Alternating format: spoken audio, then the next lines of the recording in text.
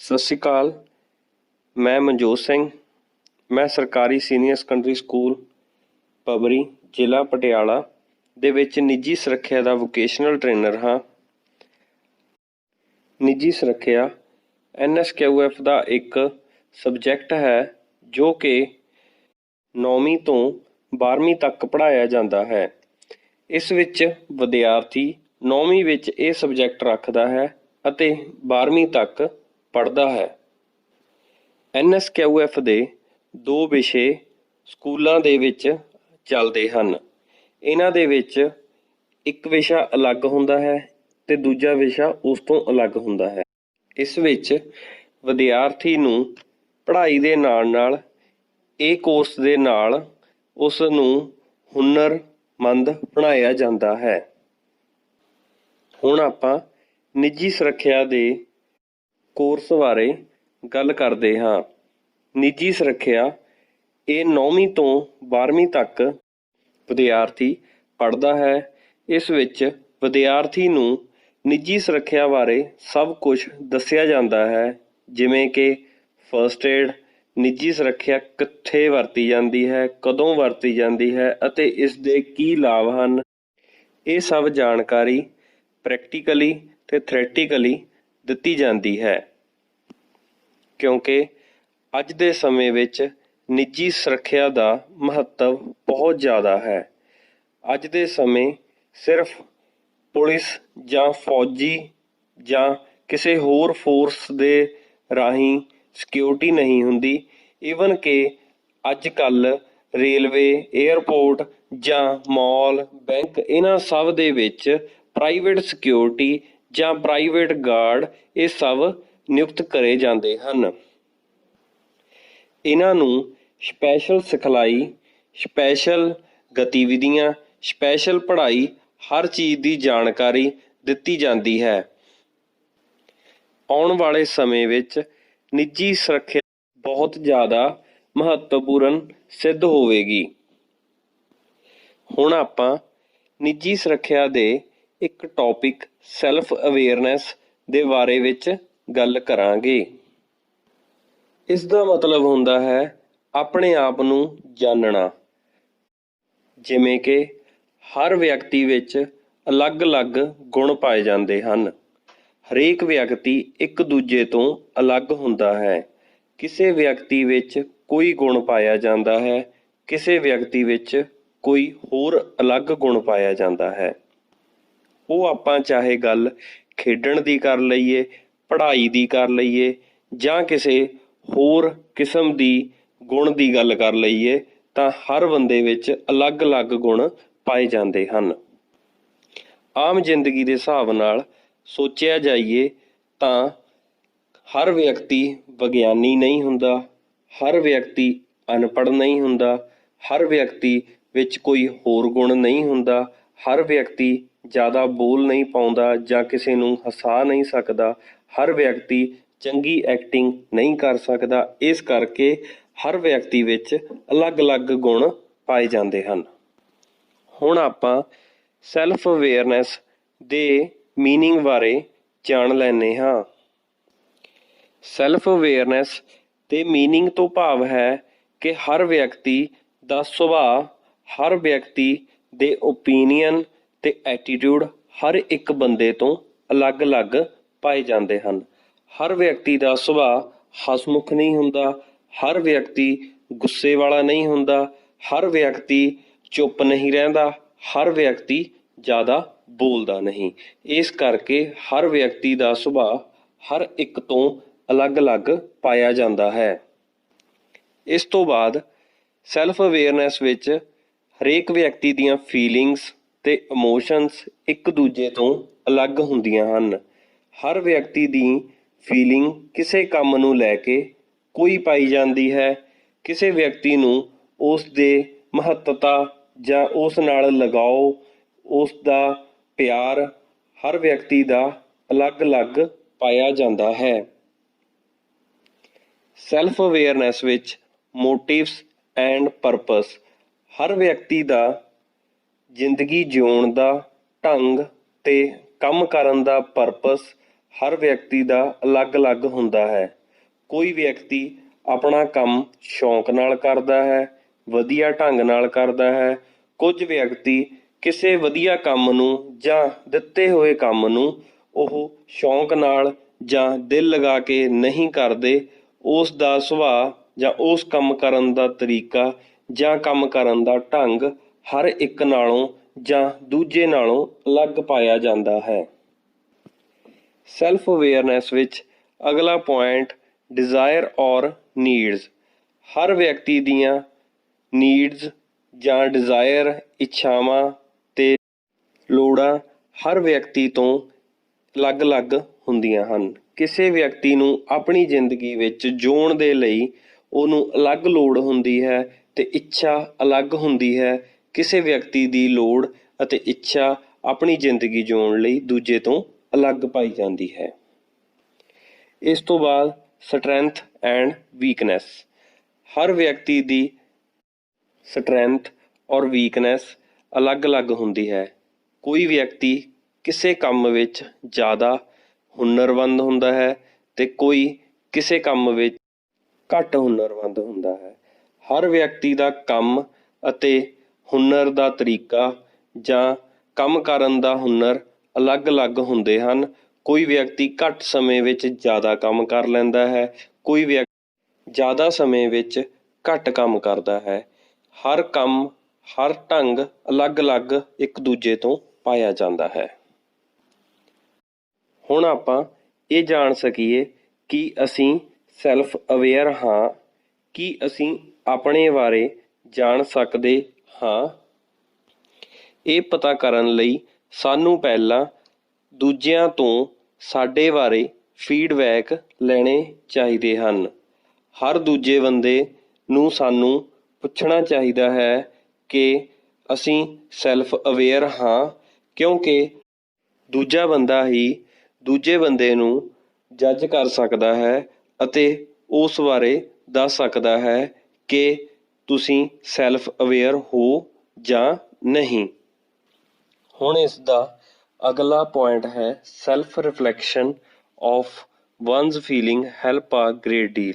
ਇਸ ਦਾ ਮਤਲਬ ਹੈ ਆਪਣੇ ਆਪ ਨੂੰ ਜਾਣਨਾ ਜਾਂ ਆਪਣੇ ਅੰਦਰ ਝਾਕ ਕੇ ਦੇਖਣਾ ਕਿ ਸਾਡੇ ਵਿੱਚ ਕੀ ਖੂਬੀਆਂ ਹਨ ਜਾਂ ਅਸੀਂ ਕੀ ਕਰ ਸਕਦੇ ਹਾਂ ਜਾਂ ਕੀ ਨਹੀਂ ਹੋ ਸਕਦਾ, ਕੀ ਸਾਡੀਆਂ ਤਾਕਤ ਹੈ, ਕੀ ਸਾਡੀਆਂ ਕਮਜ਼ੋਰੀਆਂ ਹਨ।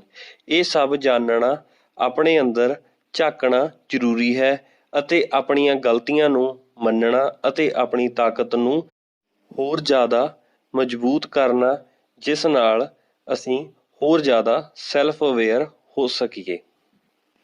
ਇਸ ਤੋਂ ਬਾਅਦ ਸੈਲਫ ਅਵੇਅਰ ਜਾਣਨ ਦੇ ਲਈ last point by taking self scoring test. ਇਸ ਵਿੱਚ ਅਲੱਗ ਤੋਂ ਅਸੀਂ ਇੱਕ ਸ਼ੀਟ ਬਣਾਉਂਦੇ ਹਾਂ ਜਿਸ ਵਿੱਚ ਆਪਣੇ ਆਪ ਨੂੰ ਸਕੋਰ ਦੇਣੇ ਅਤੇ ਆਪਣੀ ਕਮਜ਼ੋਰੀਆਂ ਨੂੰ ਨੈਗੇਟਿਵ ਪੁਆਇੰਟ ਦੇਣੇ ਅਤੇ ਆਪਣੀਆਂ ਸਟਰੈਂਥ ਨੂੰ ਪੋਜ਼ਿਟਿਵ ਪੁਆਇੰਟ ਦੇਣੇ। ਉਸ ਤੋਂ ਬਾਅਦ ਇਹ ਦੇਖਣਾ ਕਿ ਸਾਡੇ ਕਿੰਨੀ ਵੀਕਨੈਸ ਹਨ ਤੇ ਕਿੰਨੀ ਸਟਰੈਂਥ ਹਨ। ਹੁਣ ਆਪਾਂ ਸੈਲਫ ਅਵੇਅਰਨੈਸ ਦੇ ਅਲੱਗ-ਅਲੱਗ ਕੰਪੋਨੈਂਟਸ ਬਾਰੇ ਗੱਲ ਕਰਦੇ ਹਾਂ। ਇਸ ਵਿੱਚ ਸਭ ਤੋਂ ਪਹਿਲਾਂ ਆਉਂਦਾ ਹੈ ਸੈਲਫ ਐਨਾਲਾਈਸਿਸ। ਇਸ ਦਾ ਮਤਲਬ ਹੈ ਆਪਣੇ ਆਪ ਨੂੰ ਸਮਝਣਾ ਅਤੇ ਜਾਣਨਾ। ਇਸ ਵਿੱਚ ਕਿਸੇ ਵੀ ਹੋਰ ਵਿਅਕਤੀ ਦੀ ਸਲਾਹ ਜਾਂ ਮਸ਼ਵਰਾ ਨਾ ਮੰਗਦੇ ਹੋਏ ਸਿਰਫ ਆਪਣੇ ਆਪ ਨੂੰ ਆਪ ਹੀ ਓਬਜ਼ਰਵ ਕਰਨਾ ਅਤੇ ਆਪ ਹੀ ਹਰ ਗਲਤੀ ਨੂੰ ਦੇਖਣਾ ਅਤੇ ਆਪ ਹੀ ਆਪਣੀਆਂ ਤਾਕਤਾਂ ਨੂੰ ਦੇਖਣਾ। ਉਸ ਤੋਂ ਬਾਅਦ ਆਪਣੇ ਲਈ ਫੈਸਲਾ ਕਰਨਾ। ਇਸ ਵਿੱਚ ਵਿਅਕਤੀ ਜੋ ਮੁਕਾਮ ਪਾਉਣਾ ਚਾਹੁੰਦਾ ਹੈ ਉਹ ਮੁਕਾਮ ਲਈ ਸੋਚਦਾ ਹੈ ਅਤੇ ਉਹ ਮੁਕਾਮ ਨੂੰ ਪਾਉਣ ਲਈ ਉਹ ਆਪਣੀ ਵੀਕਨੈਸ ਔਰ ਸਟਰੈਂਥ ਨੂੰ ਦੇਖਦਾ ਹੈ ਔਰ ਉਸ ਤੋਂ ਬਾਅਦ ਉਸ ਗੋਲ ਲਈ ਜਾਂ ਮੁਕਾਮ ਲਈ ਕੀ ਤਾਕਤ ਚਾਹੀਦੀ ਹੈ ਜਾਂ ਕੀ ਗਲਤੀਆਂ ਸੁਧਾਰਨੀਆਂ ਚਾਹੀਦੀਆਂ ਹਨ, ਉਸ ਉੱਪਰ ਕੰਮ ਕਰਦਾ ਹੈ। ਇਸ ਤੋਂ ਬਾਅਦ ਆਪਾਂ ਹੁਣ ਗੱਲ ਕਰਦੇ ਹਾਂ ਸੈਲਫ ਅਸਟੀਮ ਬਾਰੇ। ਇਸ ਦਾ ਮਤਲਬ ਹੈ ਸਵੈ ਮਾਣ, ਮਤਲਬ ਕਿ ਆਪਣੇ ਆਪ 'ਤੇ ਮਾਣ ਕਰਨਾ ਜਾਂ ਆਪਣੇ ਆਪ ਵਿੱਚ ਜੋ ਤਾਕਤਾਂ ਹਨ, ਆਪਣੇ ਆਪ ਦੀਆਂ ਜੋ ਖੂਬੀਆਂ ਹਨ, ਉਸ ਉੱਪਰ ਕੰਮ ਕਰਨਾ ਅਤੇ ਆਪਦੇ ਮੁਕਾਮ ਨੂੰ ਹਾਸਿਲ ਕਰਨ ਤੋਂ ਹੈ। ਹੁਣ ਨੈਕਸਟ ਪੁਆਇੰਟ ਹੈ ਸੈਲਫ ਐਫੀਸ਼ੀਐਂਸੀ। ਇਸ ਦਾ ਮਤਲਬ ਹੈ ਆਪਣੇ ਆਪ ਨੂੰ ਪ੍ਰਭਾਵਸ਼ਾਲੀ ਬਣਾਉਣਾ। ਇਸ ਵਿੱਚ ਕਿਸੇ ਵਿਅਕਤੀ ਵਿੱਚ ਕੋਈ ਕਮਜ਼ੋਰੀਆਂ ਹਨ ਤਾਂ ਉਸ ਨੂੰ ਪ੍ਰਭਾਵਸ਼ਾਲੀ ਬਣਨ ਦੇ ਲਈ ਆਪਣੇ ਆਪ ਵਿੱਚ ਬਦਲਾਅ ਲੈ ਕੇ ਆਉਣਾ, ਉਹ ਆਪ ਦੀ ਸੋਚ ਦੇ ਹਿਸਾਬ ਨਾਲ ਬਦਲਾਅ ਲੈ ਕੇ ਆਵੇ ਜਾਂ ਲੋਕਾਂ ਤੋਂ ਸਮਝ ਕੇ ਜਾਂ ਕਿਸੇ ਨੂੰ ਆਈਡਲ ਬਣਾ ਕੇ ਜਾਂ ਕੁਝ ਸੋਚ ਕੇ ਮੋਟੀਵੇਟ ਹੋ ਕੇ ਕਿਸੇ ਵੀ ਤਰ੍ਹਾਂ ਨਾਲ ਆਪਣੇ ਸੁਭਾਅ ਵਿੱਚ ਚੇਂਜ ਲੈ ਕੇ ਆਉਣ ਤੋਂ ਹੈ। ਹੁਣ ਆਪਾਂ ਗੱਲ ਕਰਦੇ ਹਾਂ ਸੈਲਫ ਐਨਾਲਿਸਿਸ ਦੀ। ਇਸ ਵਿੱਚ ਇਹ ਦੇਖਣਾ ਹੁੰਦਾ ਹੈ ਕਿ ਕੋਈ ਵਿਅਕਤੀ ਕੀ ਬਣਨਾ ਚਾਹੁੰਦਾ ਹੈ ਤੇ ਉਹ ਕੀ ਪਸੰਦ ਕਰਦਾ ਹੈ ਅਤੇ ਉਸ ਦੇ ਜ਼ਿੰਦਗੀ ਵਿੱਚ ਕੀ ਗੋਲ ਹਨ, ਕੀ ਮੁਕਾਮ ਹਨ ਤਾਂ ਕਿ ਉਹ ਉੱਥੇ ਪਹੁੰਚ ਸਕੇ। ਇਸ ਵਿੱਚ ਵਿਅਕਤੀ ਇਹ ਦੇਖਦਾ ਹੈ ਕਿ ਉਹ ਜੋ ਆਪਣੀ ਜ਼ਿੰਦਗੀ ਜੀ ਰਿਹਾ ਹੈ ਜਾਂ ਆਪਣੇ ਜਿਸ ਮਾਹੌਲ ਵਿੱਚ ਰਹਿ ਰਿਹਾ ਹੈ, ਉਹ ਉਸ ਮਾਹੌਲ ਵਿੱਚ ਕੁਝ ਬਦਲਾਅ ਲੈ ਕੇ ਆ ਸਕਦਾ ਹੈ ਜਾਂ ਲੈ ਕੇ ਆਇਆ ਹੋਵੇ। ਇਸ ਤੋਂ ਬਾਅਦ ਉਸਦੇ ਜੋ ਰਿਲੇਸ਼ਨ ਆਮ ਸਮਾਜ ਨਾਲ ਹੁੰਦੇ ਹਨ, ਉਹ ਚੰਗੇ ਬਣੇ ਹਨ ਜਾਂ ਹੋਰ ਜ਼ਿਆਦਾ ਗੰਦੇ ਹੋ ਗਏ ਹਨ। ਇਹ ਵੀ ਇੱਕ ਕਮਜ਼ੋਰੀ ਜਾਂ ਸਟਰੈਂਥ ਦੇ ਹਿਸਾਬ ਨਾਲ ਬਦਲਦੇ ਰਹਿੰਦੇ ਹਨ। ਸੈਲਫ ਐਨਾਲਿਸਿਸ ਵਿੱਚ ਇਹ ਵੀ ਦੇਖਣਾ ਹੈ ਕਿ ਜੋ ਉਹ ਰਿਜ਼ਲਟ ਚਾਹੁੰਦਾ ਹੈ, ਉਸ ਰਿਜ਼ਲਟ ਉੱਪਰ ਜਾਂ ਉਸ ਮੁਕਾਮ ਉੱਪਰ ਜੋ ਕੰਮ ਕਰਨਾ ਚਾਹੀਦਾ ਹੈ, ਉਹ ਕੰਮ ਕਰ ਰਿਹਾ ਹੈ ਜਾਂ ਜੋ ਕੰਮ ਕੀਤੇ ਹਨ ਉਸ ਮੁਕਾਮ ਨੂੰ ਹਾਸਿਲ ਕਰਨ ਦੇ ਲਈ ਉਹ ਕੰਮ ਸਹੀ ਹਨ ਤੇ ਉਸ ਦੇ ਨਤੀਜੇ ਸਹੀ ਨਿਕਲੇ ਹਨ। ਇਸ ਦਾ ਪੂਰਾ ਮੁਲਾਂਕਣ ਆਪਣੇ ਆਪ ਕਰਨਾ ਚਾਹੀਦਾ ਹੈ। ਹੁਣ ਆਪਾਂ ਗੱਲ ਕਰਦੇ ਹਾਂ ਸੈਲਫ ਅਸਟੀਮ ਬਾਰੇ। ਇਸ ਵਿੱਚ ਕਿਸੇ ਵੀ ਵਿਅਕਤੀ ਨੂੰ ਆਪਣੇ ਆਪ 'ਤੇ ਮਾਣ ਹੋਣਾ ਜ਼ਰੂਰੀ ਹੈ, ਕਿਉਂਕਿ ਹਰ ਵਿਅਕਤੀ ਨੂੰ ਆਪਣੇ ਆਪ 'ਤੇ ਯਕੀਨ, ਆਪਣੇ ਆਪ 'ਤੇ ਭਰੋਸਾ ਹੋਣਾ ਬਹੁਤ ਜ਼ਿਆਦਾ ਜ਼ਰੂਰੀ ਹੈ। ਕਿਉਂਕਿ ਕਿਸੇ ਕੰਮ ਨੂੰ ਕਰਨ ਦੇ ਲਈ ਅਗਰ ਵਿਅਕਤੀ ਪਹਿਲਾਂ ਹੀ ਉਸ ਕੰਮ ਨੂੰ ਨਾ ਜਾਂ ਉਸ ਕੰਮ ਨੂੰ ਕਰਨ ਦਾ ਹੌਸਲਾ ਨਾ ਕਰੇ ਤਾਂ ਉਹ ਕੰਮ ਕਦੇ ਵੀ ਨਹੀਂ ਕਰ ਪਾਉਂਦਾ। ਇਸ ਲਈ ਕਿਸੇ ਕੰਮ ਨੂੰ ਕਰਨ ਦੇ ਲਈ ਉਸ ਨੂੰ ਪਹਿਲਾਂ ਹੌਸਲਾ ਜ਼ਰੂਰੀ ਹੋਣਾ ਚਾਹੀਦਾ ਹੈ। ਅਗਰ ਕਿਸੇ ਵਿਅਕਤੀ ਵਿੱਚ ਕਿਸੇ ਕਿਸਮ ਦੀ ਕੋਈ ਕਮਜ਼ੋਰੀ ਹੈ, ਉਹ ਘੱਟ ਬੋਲਦਾ ਹੈ ਜਾਂ ਕਿਸੇ ਕੰਮ ਕਰਨ ਤੋਂ ਸੰਗਦਾ ਹੈ ਜਾਂ ਕੋਈ ਕੰਮ ਨਹੀਂ ਕਰ ਸਕਦਾ, ਤਾਂ ਉਸ ਨੂੰ ਉਸ ਕਮਜ਼ੋਰੀ ਨੂੰ ਆਪਣੀ ਤਾਕਤ ਨਹੀਂ ਬਣਨ ਦੇਣਾ ਚਾਹੀਦਾ ਹੈ, ਬਲਕਿ ਉਸ ਕਮਜ਼ੋਰੀ ਉੱਤੇ ਕੰਮ ਕਰਨਾ ਚਾਹੀਦਾ ਹੈ ਤਾਂ ਕਿ ਉਹ ਕਮਜ਼ੋਰੀ ਘਟ ਸਕੇ, ਅੱਗੇ ਤੋਂ ਉਹ ਆਪਣਾ ਇਹ ਕੰਮ ਚੰਗੀ ਤਰ੍ਹਾਂ ਕਰ ਸਕੇ ਅਤੇ ਇਹ ਕਮਜ਼ੋਰੀ ਖਤਮ ਹੋ ਸਕੇ। ਹੁਣ ਆਪਾਂ ਸੈਲਫ ਅਸਟੀਮ, ਸਵੈ ਮਾਣ ਦੇ ਐਟੀਟਿਊਡ ਬਾਰੇ ਗੱਲ ਕਰ ਲਈਏ। ਮਤਲਬ ਸਵੈ ਮਾਣ ਕਿਹੜੀਆਂ ਗੱਲਾਂ ਦਾ ਕੀਤਾ ਜਾਣਾ ਚਾਹੀਦਾ ਹੈ, ਜਾਂ ਇਹ ਘੱਟ ਹੋਵੇ ਜਾਂ ਵੱਧ ਹੋਵੇ, ਕਮਜ਼ੋਰੀ ਹੋਵੇ ਜਾਂ ਆਪਣੀ ਤਾਕਤ ਹੋਵੇ, ਹਰ ਗੱਲ ਦੇ ਵਿੱਚ ਵਿਅਕਤੀ ਨੂੰ ਆਪਣੇ ਆਪ 'ਤੇ ਮਾਣ ਹੋਣਾ ਚਾਹੀਦਾ ਹੈ। ਕਦੇ ਵੀ ਕਿਸੇ ਵਿਅਕਤੀ ਨੂੰ ਆਪਣੇ ਆਪ ਨੂੰ ਦੂਜੇ ਤੋਂ ਘੱਟ ਨਹੀਂ ਦਿਖਾਉਣਾ ਚਾਹੀਦਾ ਹੈ ਜਾਂ ਮੰਨਣਾ ਚਾਹੀਦਾ ਹੈ। ਹਰ ਵਿਅਕਤੀ ਆਪਣੇ ਆਪ ਨੂੰ ਵਧੀਆ ਤੇ ਦੂਜੇ ਨਾਲੋਂ ਚੰਗਾ ਸਮਝਣਾ ਚਾਹੀਦਾ ਹੈ। ਇਸ ਵਿੱਚ ਪਹਿਲਾ ਪੁਆਇੰਟ ਹੈ your value as a person. ਇਸ ਦਾ ਮਤਲਬ ਇੱਕ ਵਿਅਕਤੀ ਦੇ ਵਿੱਚ ਤੁਹਾਡਾ ਮੁੱਲ, ਮਤਲਬ ਤੁਸੀਂ ਇੱਕ ਪ੍ਰੋਪਰ ਕੰਮ ਕਰਨ ਦੇ ਯੋਗ ਹੋ ਜਾਂ ਕੰਮ ਕਰ ਸਕਦੇ ਹੋ ਜਾਂ ਕੰਮ ਕਰਦੇ ਹੋ। ਇਸ ਦੇ ਹਿਸਾਬ ਨਾਲ ਤੁਹਾਡੀ ਵੈਲਿਊ ਜਾਂ ਤੁਹਾਡੀ ਤਾਕਤ ਇਹੀ ਮੰਨੀ ਜਾਂਦੀ ਹੈ। ਦੂਜਾ ਮਾਣ, ਦਾ ਜੌਬ ਯੂ ਡੂ, ਮਤਲਬ ਕੰਮ ਕੋਈ ਵੱਡਾ ਛੋਟਾ ਨਹੀਂ ਹੁੰਦਾ। ਕੰਮ ਹਰ ਇੱਕ ਦਾ ਆਪਣਾ ਆਪਣਾ ਤੇ ਅਲੱਗ-ਅਲੱਗ ਹੁੰਦਾ ਹੈ। ਤੁਸੀਂ ਜੋ ਕੰਮ ਕਰਦੇ ਹੋ ਚਾਹੇ ਉਹ ਛੋਟਾ ਹੋਵੇ ਜਾਂ ਵੱਡਾ ਹੋਵੇ, ਬਟ ਤੁਸੀਂ ਕੰਮ ਕਰ ਰਹੇ ਹੋ ਤੇ ਆਪਣੇ ਕੰਮ ਵਿੱਚ ਤੁਹਾਨੂੰ ਖੁਸ਼ ਰਹਿਣਾ ਚਾਹੀਦਾ ਹੈ। ਯੂਅਰ ਅਚੀਵਮੈਂਟਸ, ਤੁਸੀਂ ਅੱਜ ਤੱਕ ਜ਼ਿੰਦਗੀ ਵਿੱਚ ਕੀ ਪਾਇਆ ਹੈ ਜਾਂ ਘੱਟ ਪਾਇਆ ਹੈ ਜਾਂ ਛੋਟੀ ਚੀਜ਼ ਲਈ ਹੈ ਜਾਂ ਦੂਸਰੇ ਵਿਅਕਤੀ ਤੋਂ ਵੱਡੀ ਚੀਜ਼ ਲਈ ਹੈ ਜਾਂ ਦੂਸਰੇ ਵਿਅਕਤੀ ਤੋਂ ਛੋਟੀ ਚੀਜ਼ ਲਈ ਹੈ, ਇਹ ਨਹੀਂ ਸੋਚਣਾ ਚਾਹੀਦਾ, ਬਲਕਿ ਤੁਸੀਂ ਕੀ ਅਚੀਵ ਕਰਿਆ ਹੈ ਜ਼ਿੰਦਗੀ ਦੇ ਵਿੱਚ। ਚਾਹੇ ਕੋਈ ਅਹੁਦਾ ਜਾਂ ਕਿਸੇ ਕਿਸਮ ਦੀ ਕੋਈ ਚੀਜ਼ ਵੱਡੀ ਜਾਂ ਛੋਟੀ ਖਰੀਦੀ ਹੈ, ਉਹ ਤੁਹਾਡੀ ਅਚੀਵਮੈਂਟ ਤੇ ਤੁਹਾਨੂੰ ਮਾਣ ਹੋਣਾ ਚਾਹੀਦਾ ਹੈ। How you think other C you, ਇਸ ਦਾ ਮਤਲਬ ਤੁਸੀਂ ਕਿਵੇਂ ਸੋਚਦੇ ਹੋ ਹੋਰ ਤੁਹਾਨੂੰ ਮਿਲਣਗੇ।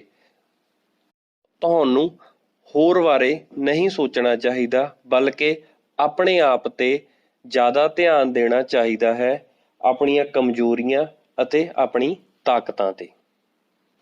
ਯੂਅਰ ਪਰਪਸ ਇਨ ਲਾਈਫ, ਤੁਹਾਡਾ ਆਪਣੀ ਜ਼ਿੰਦਗੀ ਵਿੱਚ ਕੀ ਪਰਪਸ ਹੈ ਜਾਂ ਕੀ ਮੁਕਾਮ ਪਾਉਣਾ ਚਾਹੁੰਦੇ ਹੋ। ਹਰ ਇੱਕ ਵਿਅਕਤੀ ਦਾ ਆਪਣੀ ਜ਼ਿੰਦਗੀ ਵਿੱਚ ਇੱਕ ਮੁਕਾਮ ਚੁਣਨਾ ਚਾਹੀਦਾ ਹੈ। ਹਰ ਵਿਅਕਤੀ ਨੂੰ ਉਸ ਮੁਕਾਮ 'ਤੇ ਪਹੁੰਚਣ ਲਈ ਜਾਂ ਉਸ ਮੁਕਾਮ ਨੂੰ ਲੈਣ ਦੇ ਲਈ ਉਸ ਉੱਤੇ ਕੰਮ ਕਰਨਾ ਚਾਹੀਦਾ ਹੈ। ਹੁਣ ਆਪਾਂ ਗੱਲ ਕਰਦੇ ਹਾਂ ਤੁਹਾਡੀ ਦੁਨੀਆ 'ਤੇ ਕੀ ਜਗ੍ਹਾ ਹੈ ਜਾਂ ਸਮਾਜ ਵਿੱਚ ਕੀ ਜਗ੍ਹਾ ਹੈ, ਤੁਹਾਨੂੰ ਕਿਸ ਤਰ੍ਹਾਂ ਲੋਕ ਦੇਖਦੇ ਹਨ ਅਤੇ ਕਿਸ ਤਰ੍ਹਾਂ ਦੀ ਇੱਜ਼ਤ ਤੁਹਾਨੂੰ ਦਿੰਦੇ ਹਨ, ਉਸ ਉੱਪਰ ਵੀ ਤੁਹਾਨੂੰ ਮਾਣ ਹੋਣਾ ਚਾਹੀਦਾ ਹੈ। ਇਸ ਤੋਂ ਬਾਅਦ ਤੁਹਾਡੀ ਸਫਲਤਾ ਦੀ ਸੰਭਾਵਨਾ ਕਿੰਨੀ ਹੈ ਜਾਂ ਤੁਸੀਂ ਆਪਣੀ ਸਫਲਤਾ ਲਈ ਕੀ ਕੰਮ ਕਰਦੇ ਹੋ, ਉਸ ਦੀ ਸੰਭਾਵਨਾ ਕਦੋਂ ਤੱਕ ਹੋ ਜਾਏਗੀ, ਇਸ ਉੱਪਰ ਵੀ ਤੁਹਾਨੂੰ ਮਾਣ ਹੋਣਾ ਚਾਹੀਦਾ ਹੈ। ਇਸ ਤੋਂ ਬਾਅਦ ਤੁਹਾਡੀਆਂ ਸਟਰੈਂਥ ਔਰ ਵੀਕਨੈਸ, ਤੁਸੀਂ ਆਪਣੇ ਆਪ ਨੂੰ ਇੰਨਾ ਕੁ ਦੇਖ ਸਕਦੇ ਹੋ ਕਿ ਤੁਹਾਡੀਆਂ ਤਾਕਤ ਤੇ ਤੁਹਾਡੀਆਂ ਕਮਜ਼ੋਰੀਆਂ ਕੀ ਹਨ। ਤੁਸੀਂ ਆਪਣੀ ਤਾਕਤ ਤੇ ਜ਼ਿਆਦਾ ਕੰਮ ਅਤੇ ਕਮਜ਼ੋਰੀਆਂ ਨੂੰ ਵੀ ਨਾਲ ਲੈ ਕੇ ਉਸ ਦੀਆਂ ਗਲਤੀਆਂ ਕੱਢਦੇ ਹੋਏ ਉਸ ਨੂੰ ਖਤਮ ਕਰ ਸਕਦੇ ਹੋ ਅਤੇ ਆਪਣੇ ਆਪ ਤੇ ਹੋਰ ਮਾਣ ਕਰ ਸਕਦੇ ਹੋ ਅਤੇ ਹਰ ਕੰਮ ਵਿੱਚ ਜ਼ਿਆਦਾ ਹੁਨਰਮੰਦ ਬਣ ਸਕਦੇ ਹਾਂ। ਹੁਣ ਆਪਾਂ ਗੱਲ ਕਰਦੇ ਹਾਂ ਸੈਲਫ ਐਫੀਸ਼ੀਐਂਸੀ ਥਿਊਰੀ ਕੀ ਕਹਿੰਦੀ ਹੈ। ਸੈਲਫ ਐਫੀਸ਼ੀਐਂਸੀ ਹੁੰਦੀ ਹੈ ਆਪਣੇ ਆਪ ਨੂੰ ਕੁਸ਼ਲ ਬਣਾਉਣਾ। ਆਪਣੇ ਆਪ ਨੂੰ ਕੁਸ਼ਲ ਤੁਸੀਂ ਕਮਜ਼ੋਰੀਆਂ ਨੂੰ ਘਟਾਉਂਦੇ ਹੋਏ ਅਤੇ ਆਪਣੀ ਤਾਕਤਾਂ ਨੂੰ ਵਧਾਉਂਦੇ ਹੋਏ ਤੁਸੀਂ ਕੁਸ਼ਲ ਬਣ ਸਕਦੇ ਹੋ। ਕਿਸੇ ਵੀ ਕੰਮ ਨੂੰ ਜੋ ਤੁਸੀਂ ਕਰ ਨਹੀਂ ਸਕਦੇ ਜਾਂ ਤੁਸੀਂ ਕੰਮ ਕਰਨ ਤੋਂ ਹਿਚਕਿਚਾਉਂਦੇ ਹੋ, ਉਸ ਕੰਮ ਨੂੰ ਕਰਨਾ ਅਤੇ ਗਲਤੀਆਂ ਦੇ ਨਾਲ ਟਰਾਈ ਕਰਨਾ, ਉਸ ਨੂੰ ਸੈਲਫ ਐਫੀਸ਼ੀਐਂਸੀ ਕਹਿੰਦੇ ਹਨ। ਇਸ ਦੇ ਲਈ ਸਾਨੂੰ ਪ੍ਰੋਪਰ ਐਕਸ਼ਨ ਲੈਣਾ ਪੈਂਦਾ ਹੈ, ਉਸ ਉੱਪਰ ਕੰਮ ਕਰਨਾ ਪੈਂਦਾ ਹੈ ਅਤੇ ਉਸ ਤੋਂ ਬਾਅਦ ਕਿਸੇ ਕਿਸਮ ਦੀ ਦਿਮਾਗੀ ਟੈਨਸ਼ਨ ਨਾ ਲੈਂਦੇ ਹੋਏ ਉਸ ਕੰਮ ਨੂੰ ਕਰਨਾ ਅਤੇ ਕਮਜ਼ੋਰੀ ਨੂੰ ਘਟਾਉਣਾ ਹੀ ਆਪਣੇ ਆਪ ਵਿੱਚ ਕੁਸ਼ਲਤਾ ਵਧਾਉਣ ਤੋਂ ਹੈ। ਕਿਸੇ ਵਿਅਕਤੀ ਵਿੱਚ ਸੈਲਫ ਐਫੀਸ਼ੀਐਂਸੀ ਵਧਾਉਣ ਦੇ ਲਈ ਇਹਨੂੰ ਦੋ ਭਾਗਾਂ ਵਿੱਚ ਵੰਡਿਆ ਗਿਆ ਹੈ, ਹਾਈ ਔਰ ਲੋ। ਹਾਈ ਐਫੀਸ਼ੀਐਂਸੀ ਵਿੱਚ ਸਾਨੂੰ ਹਮੇਸ਼ਾ ਆਲੇ ਦੁਆਲੇ ਧਿਆਨ ਰੱਖਦੇ ਹੋਏ ਹਮੇਸ਼ਾ ਐਕਟਿਵ ਰਹਿਣਾ ਪੈਂਦਾ ਹੈ ਤਾਂ ਕਿ ਅਸੀਂ ਆਪਣੀ ਗਲਤੀਆਂ ਉੱਪਰ ਪੂਰਾ ਕੰਮ ਕਰ ਸਕੀਏ। ਇਸ ਤੋਂ ਬਾਅਦ ਸਾਨੂੰ ਹਮੇਸ਼ਾ ਮੋਟੀਵੇਟ ਔਰ ਬਿਨਾਂ ਡਰੇ ਹਰ ਕੰਮ ਕਰਨਾ ਚਾਹੀਦਾ ਹੈ। ਹਰ ਕੰਮ ਨੂੰ ਆਪਣੇ ਆਪ ਤੇ ਮਾਣ ਰੱਖਦੇ ਹੋਏ ਸੈਲਫ ਅਸਟੀਮ ਦਾ ਹੋਣਾ ਬਹੁਤ ਜ਼ਰੂਰੀ ਹੈ।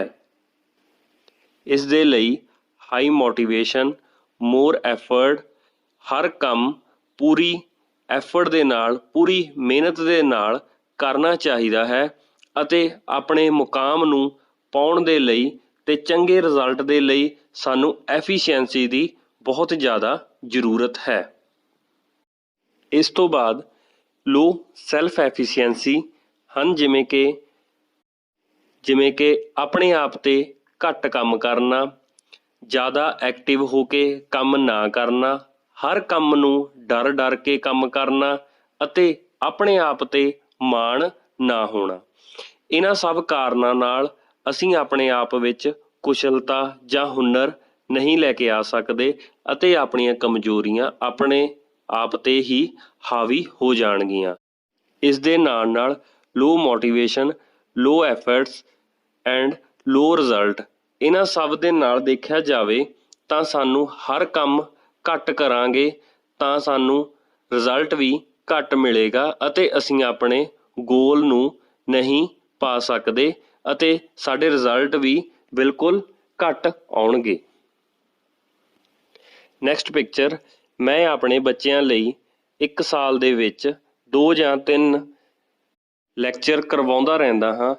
ਇਹ ਵੀ ਲੈਕਚਰ ਐਡਵੋਕੇਟ ਸਰ ਨੇ ਦਿੱਤਾ ਸੀ, ਜੋ ਕਿ ਸੈਲਫ ਅਵੇਅਰਨੈਸ 'ਤੇ ਸੀ, ਤਾਂ ਜੋ ਬੱਚੇ ਆਪਣੀ ਜ਼ਿੰਦਗੀ ਵਿੱਚ ਚੰਗੀ ਪੜ੍ਹਾਈ ਅਤੇ ਪੜ੍ਹਾਈ ਦੇ ਨਾਲ ਨਾਲ ਅੱਗੇ ਆਪਣੇ ਜ਼ਿੰਦਗੀ ਬਾਰੇ ਵੀ ਕੋਈ ਮੁਕਾਮ ਜਾਂ ਗੋਲ ਬਣਾ ਸਕਣ, ਤਾਂ ਕਿ ਉਹ ਆਪਣੀ ਜ਼ਿੰਦਗੀ ਵਿੱਚ ਹਮੇਸ਼ਾ ਸਫਲ ਅਤੇ ਹਮੇਸ਼ਾ ਖੁਸ਼ ਰਹਿਣ। ਅੰਤ ਵਿੱਚ ਮੈਂ ਇਹੀ ਕਹਾਂਗਾ ਕਿ ਹਰ ਵਿਅਕਤੀ ਨੂੰ, ਹਰ ਵਰਗ ਦੇ ਵਿਅਕਤੀ ਨੂੰ ਆਪਣੇ ਆਪ ਵਿੱਚ ਦੇਖਣਾ ਚਾਹੀਦਾ ਹੈ ਕਿ ਉਹ ਕਿੰਨਾ ਕੁ ਕਮਜ਼ੋਰ ਹੈ ਅਤੇ ਕਿੰਨਾ ਕੁ ਤਾਕਤਵਰ ਹੈ। ਉਸ ਨੇ ਆਪਣੀ ਜ਼ਿੰਦਗੀ ਵਿੱਚ ਕਿਹੋ ਜਿਹਾ ਮੁਕਾਮ ਰੱਖਿਆ ਹੋਇਆ ਹੈ, ਉਹ ਆਪਣੇ ਮੁਕਾਮ ਦੇ ਲਈ ਕੰਮ ਕਰਦਾ ਹੈ। ਅਗਰ ਕੰਮ ਕਰਦਾ ਹੈ ਤਾਂ ਉਸ ਦਾ ਕਿੰਨਾ ਕੁ ਕੰਮ ਹੋ ਗਿਆ ਹੈ ਜਾਂ ਕਿੰਨਾ ਕੁ ਅਜੇ ਰਹਿੰਦਾ ਹੈ ਅਤੇ ਕਿੰਨਾ ਕੁ ਉਹਨੂੰ ਹੋਰ ਮਿਹਨਤ ਕਰਨੀ ਚਾਹੀਦੀ ਹੈ। ਉਸ ਦੀਆਂ ਸਭ ਕਮਜ਼ੋਰੀਆਂ ਅਤੇ ਤਾਕਤਾਂ ਸਭ ਦੇ ਉੱਪਰ ਕੰਮ ਕਰਨਾ ਚਾਹੀਦਾ ਹੈ। ਧੰਨਵਾਦ।